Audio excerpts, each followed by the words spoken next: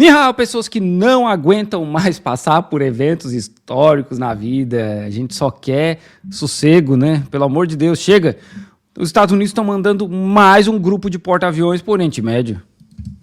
Caros amigos, bem-vindos a mais um episódio de Hoje no Mundo Militar. Neste vídeo falaremos sobre o envio de um outro porta-aviões nuclear americano para o Oriente Médio, um movimento que reforça o clima de extrema tensão e desconfiança entre os Estados Unidos e o Irã. Ai. Encare qualquer aventura com a bota Stone Bell da Tabel. Com um design versátil, o USS Carl Vinson deixou o Pacífico Ocidental e atravessou o Estreito de Malaca, entrando no Oceano Índico. Um deslocamento que marca uma etapa importante na intensificação da presença naval dos Estados Unidos em uma região altamente volátil. Então quer dizer que ele estava por aqui, né? Porque Malaca é aqui na Tailândia, na Malásia. É aqui para o sul, né? Então ele esse grupo de porta-aviões estava por aqui, né? Aí agora tá indo lá para o Oriente Médio porque... E assim, é interessante quando o Marcelo fala que o Oriente Médio é volátil. Por que o Oriente Médio é volátil, né, cara? Por que será, né? Os caras não deixam o Oriente Médio em paz, né? Esse movimento estratégico ocorre em meio à crescente tensão com o Irã e com os terroristas Houthis do Iêmen. Ambos alvos de críticas e ações militares recentes por parte de Washington. Ó, gente, vamos falar um negócio aqui, tá? Terrorista, ou Freedom Fighters, como os Estados Unidos gostam de chamar, a diferença entre terroristas e pessoas que lutam pela liberdade é só quem é que tá chamando pelo nome, tá? Porque no Iêmen os caras não são chamados de terroristas. Quem é terrorista são os Estados Unidos. E isso é uma parada que a gente aprende muito viajando, tá? Conversando com pessoas de outros países, é que os caras falam assim, não, os Estados Unidos é um país terrorista. Porque a gente é criado no Brasil com a visão, né, principalmente por causa de filme, série, etc., que os Estados Unidos não, os caras estão aí pelo mundo, tentando ajudar a polícia do mundo e etc., né? Mano, a gente começa a pisar nesses países aí, conversar com países que já foram invadidos ou tá apanhando até hoje, e essa é a ideia, mano, os Estados Unidos são os terroristas. Tanto que aqui na China, se eu não me engano, a Guerra da Coreia é chamada Guerra de Resistência contra a Invasão dos Estados Unidos. A escolha de reposicionar o Carl Vinson para o Oriente Médio se soma ao já presente USS Harry S. Truman, resultando em uma avassaladora força de ataque marítima na área. Mas não são apenas os dois porta-aviões que estão no jogo. A frota que acompanha o Carl Vinson inclui também o cruzador USS Princeton e o destroyer USS Sterett, fortalecendo ainda mais o poder de dissuasão dos Estados Unidos na região. Então, assim, eles chamam de poder de dissuasão, mas na verdade eles estão atacando, né? Vamos ser bem sinceros. Porque quem que tá atacando a Marinha dos Estados Unidos? Quem que vai atacar dois grupos de porta-aviões? Ninguém, né? Normalmente são eles que chegam lá e começam a atacar todo mundo. E aí a expectativa eles vão atacar o Irã. Além disso, os bombardeiros Stealth B-2 Spirit, operando a partir da base de Diego Garcia, aumentam consideravelmente a capacidade ofensiva americana. Vocês prestaram atenção, né? A base de Diego Garcia. Diego Garcia é uma ilha que foi tomada, né? E as pessoas locais foram expulsas. Mas até aí tudo bem, gente, porque é pela liberdade, é pela democracia, é para manter o mundo unido. Menos para as pessoas locais de Diego Garcia, né, os nativos. Com essa combinação de forças, poder aéreo, naval e estratégico, ampliando a margem de ação de Washington em possíveis ofensivas futuras. Para entender o verdadeiro peso dessa movimentação dos Estados Unidos, é preciso olhar com mais atenção para os ativos que estão sendo deslocados para a área. E começamos pelos gigantes do mar, os porta-aviões de propulsão nuclear USS Carl Vinson e USS Harry S. Truman. Essas embarcações são muito mais do que plataformas flutuantes de decolagem, com cada um desses super porta-aviões podendo transportar em média de 65 a 75 aeronaves. Não são porta-aviões, eles são super porta-aviões. Entre caças, aviões de guerra eletrônica e helicópteros de transporte e de ataque. O coração do poder aéreo embarcado é composto principalmente por caças FA-18 Super Hornet, com capacidade de realizar missões ar-ar, ar-terra e de supressão de defesas inimigas. Esses caças podem ser armados com uma vasta gama de armamentos, desde mísseis ar-ar AIM-120 Amiran de longo alcance e AIM-9 Sidewinder de curto alcance, até bombas guiadas por GPS como as JDAMs e mísseis de ataque ao solo como os AGM-154 ou AGM-65 Maverick. Pô, mas o cara vai trazer o super trunfo do armamento dos Estados Unidos. Achei que ele ia falar sobre a questão do Irã aí, que os Estados Unidos está ameaçando atacar o Irã, né? Ontem rolou umas paradas no Twitter de que os Estados Unidos estavam mandando mais soldados para lá, só que eu não consegui confirmar a informação. Antes de eu postar qualquer coisa, a gente tenta confirmar, né? Porque tem muito perfil de notícias aí do mundo do sul global, BRICS não sei das quantas, que no fim é só caça-clique.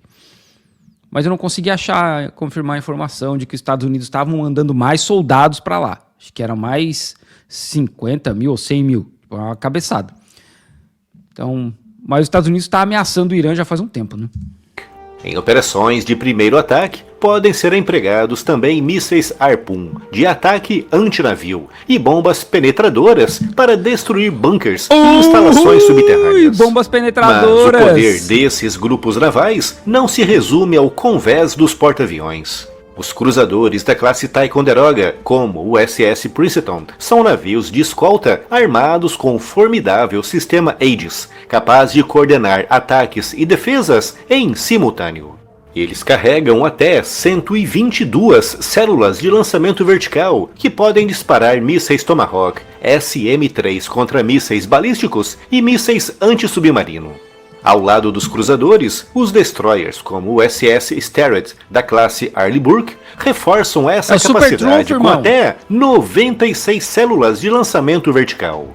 Esses navios também operam com sensores avançados e radares multifunção que os tornam peças-chave. Mas isso aí tá com cara de ser press release do exército, né? Porque é tudo super avançado e tal. Maluco, nós estamos falando de porta-aviões que tem quantos anos? Dá um Google, faz favor aí, vocês que estão com tempo sobrando, dá um Google aí no USS Harry Truman para ver quão velho é o USS Harry Truman. Eu não sei. Eu não lembro dos Estados Unidos lançando porta-aviões recentemente. Na defesa contra mísseis balísticos e ameaças. E eu sei que dá para os caras renovar o porta-aviões e tal, mas assim, não é como se eles estivessem cagando dinheiro, né? Ameaças aéreas, como mísseis de cruzeiro e drones. Agora, ampliando o foco para o teatro mais estratégico, vale destacar o movimento dos bombardeiros furtivos B-2 Spirit para a base aérea de Diego Garcia, um posto avançado dos Estados Unidos no meio do Oceano Índico, a cerca de 4.000 quilômetros do território iraniano. Os B-2 Spirit representam o ápice da capacidade de ataque. Tem sido uma base militar dos Estados Unidos e do Império Britânico, da Inglaterra, né? Desde os anos 70, quando eles expulsaram os Chagossianos, que era o pessoal local lá, que Diego Garcia não é o nome local da parada, né? Assim como Everest não é o nome local do morro que tem aqui, né? Perto de casa. Chago Islands, então, é isso que eu acho interessante, assim, ó, Taiwan não faz parte da China, mas Chago Islands faz parte da Inglaterra, né? Malvinas faz parte da Inglaterra. Tudo certo, mas Taiwan não pode fazer parte da China. E eles alugaram a ilha por 99 anos, e aí vai ficar aí dependendo de um acordo quando acabar esse contrato. É isso aí. Né? Quando são eles fazendo, não tem problema. Dos Estados Unidos. Com tecnologia stealth, esses bombardeiros conseguem penetrar defesas aéreas densas e atingir alvos com precisão cirúrgica, carregando até 18 toneladas de armamento, incluindo mísseis de cruzeiro AGM-158, bombas guiadas por laser como a GBU-31 JDAM e as temidas bombas anti-bunker GBU-57 MOP, capazes de destruir Ô, gente, ô, gente. Assim, eu sei que assim, tem coisas, e eu tô sendo sincero, tem coisas que a gente ouve desde pequeno e a gente não pensa, né? Mas assim, Everest não é um nome, é um nome britânico, né? Então, os locais lá do Nepal, do Tibete, eles não vão chamar de Everest, né? Assim, eu sei que eu não tô nem zoando, é porque eu também nunca tinha pensado nisso. Eu pensei quando eu mudei pra cá. E aí eu vi que os caras falavam, não, principalmente aqui na China. Na China eles não chamam de Everest, eles chamam Chomolungma. Chomolungma. Que é a montanha deusa, uma parada assim. Isso. E assim, isso não é nem um nome chinês, tá? Esse é um nome, acho que é um nome tibetano. Em chinês tem outro nome. E os nepaleses chamam de outra parada ainda. Então, Everest é quando os caras chegaram aqui, mapearam e falaram, olha, qual que é o nome desse morro aqui? Ah, é o fulano lá, Everest, que, pelo que eu li, esse Everest, ele foi contra botar o nome dele no morro. Mas, né? Ir até os mais profundos e resistentes bunkers.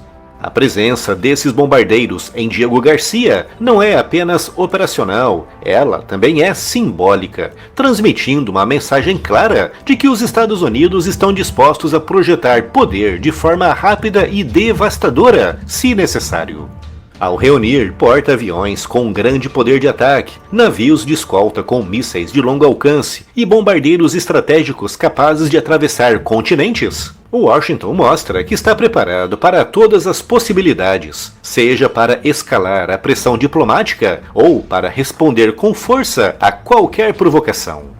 Esse cenário reforça a lógica de dissuasão, mas também eleva o risco de um erro de cálculo ou de uma reação em cadeia em uma região já marcada por instabilidade e rivalidades profundas. É importante lembrar que toda essa movimentação não está acontecendo no vácuo.